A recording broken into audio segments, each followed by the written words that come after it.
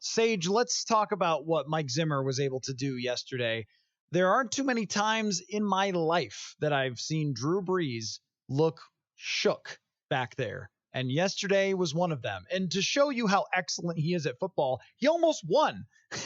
I mean, it's really, truly incredible that, I mean, they were right there. And if they win the coin toss, maybe they win. I don't know. But what Zimmer did by moving the defensive ends in over the guards and to slow down Michael Thomas and to stop the running game with Kamara and Latavius Murray, it was, I think, Sage, the best defensive showing by Mike Zimmer, considering the venue, considering the opposition, just outstanding in the face of a lot of pressure and conversation about his job. Do you remember a year ago? I guess it would have been about 13 months ago. It's when the Vikings moved on from John DeFilippo and they hired Kevin Stefanski, brought him up from quarterbacks coach. And Kevin at his press conferences used this phrase, complementary football.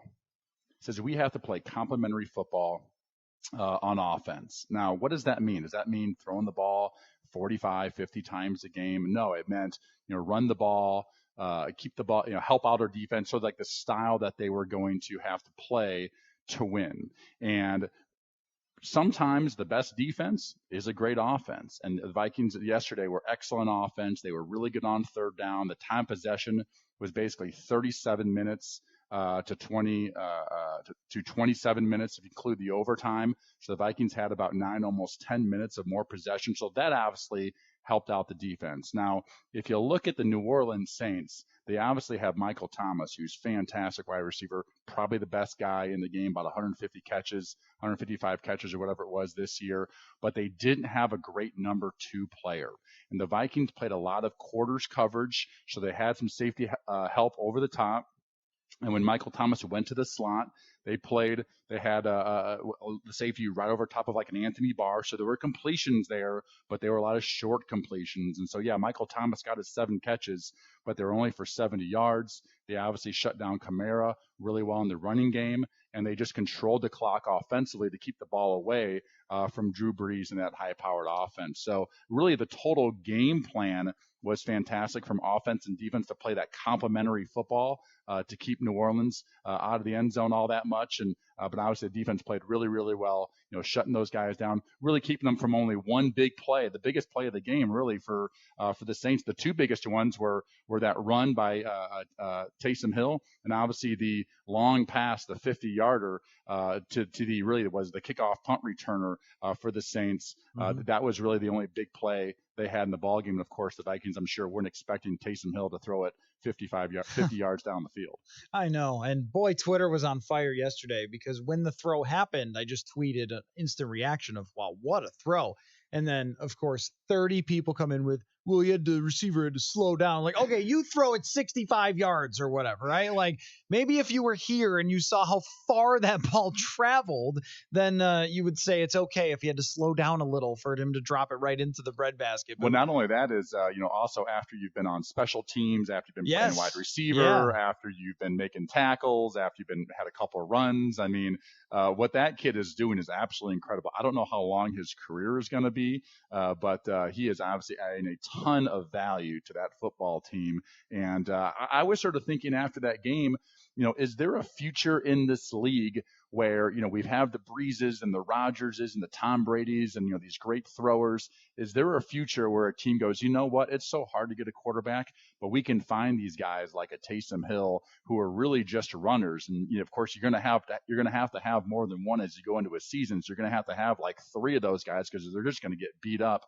But is there a way? Because when he did run the football yesterday, he was extremely effective. Well, I think that Taysom Hill is Josh Allen, right? I mean, Josh Allen is very inaccurate, but he can certainly run the ball and he can do enough to be, in the game a lot and win sometimes. But, you saw eventually in that Texans game what the problems were with his accuracy and not being able to finish off that game. But I think it's the same kind of thing where if you have an athlete and you could put him in there when he can actually be a threat to throw the ball, that's really, really tough. And then you mix that with Brees and what he can do.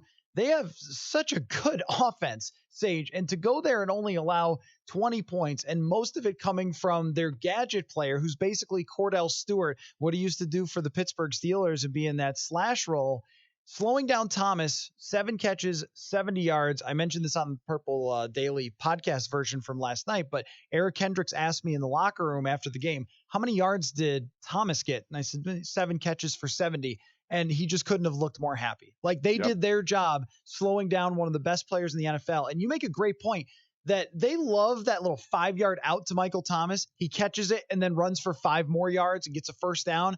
They didn't let him do that. Sendejo let him get a catch, but he tackled him. Anthony Barr let him get a catch, but he tackled him. And then Xavier Rhodes, we talk about Mike Zimmer sort of getting some redemption here for a season where his defense struggled, but Xavier Rhodes makes the bad play on the double move where Hill drops in the long throw, but then comes back on a 3rd down and jumps in front of Michael Thomas and it makes a huge play there. And it was a redemption game for Rhodes and maybe the best game he's played in a very long time. Yeah, I want to give hats off to Xavier Rhodes, who he made that hit on Alvin Kamara.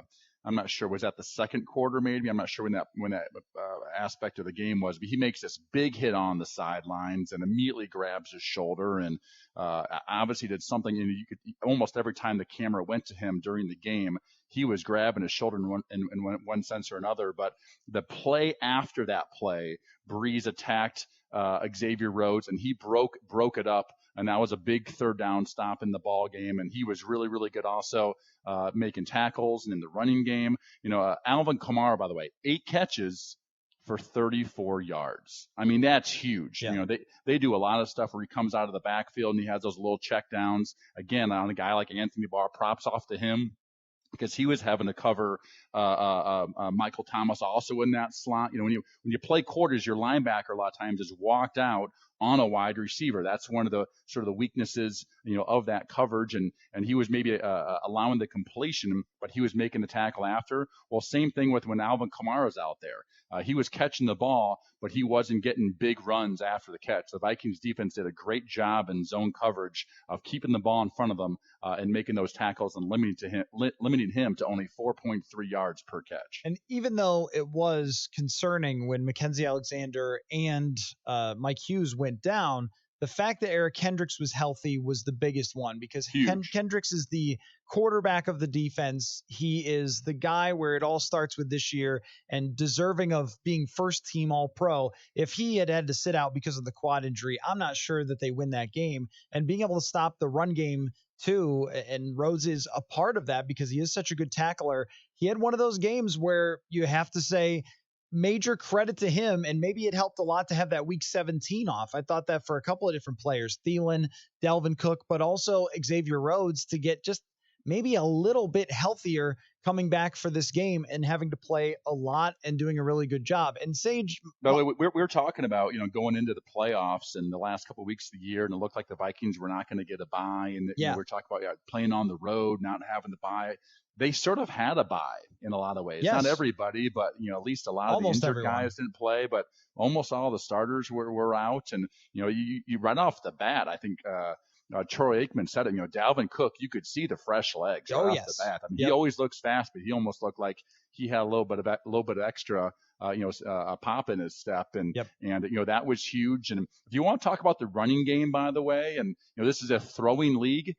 3 of the top 4 teams left in the NFC. 3 of them were in the top 4 in the NFL in rushing this year. Well, all right. The only other one is the Dallas Cowboys, and they just fired their head coach. Okay, so it shows the value of running the football.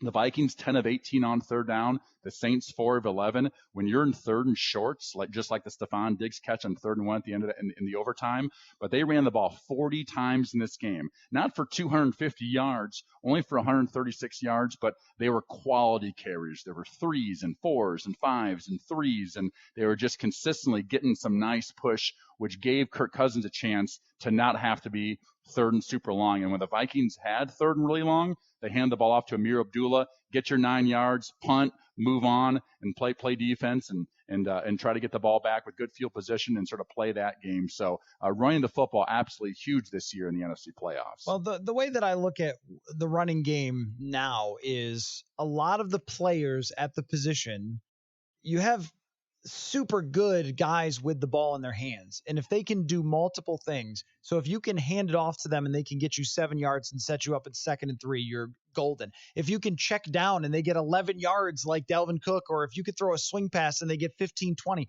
then you are in great shape. That they utilize everything that Dalvin Cook can do well as the most explosive player on the field. And then when they're ahead in a game and they need him to get yards, they're just slamming it down the other team's throat and they're running clock, which Mike Zimmer loves to do. And it's a little bit of why you get frustrated sometimes by box score stats. Like this guy has this many yards passing and things like that matter in fantasy, or this many touchdown passes or not.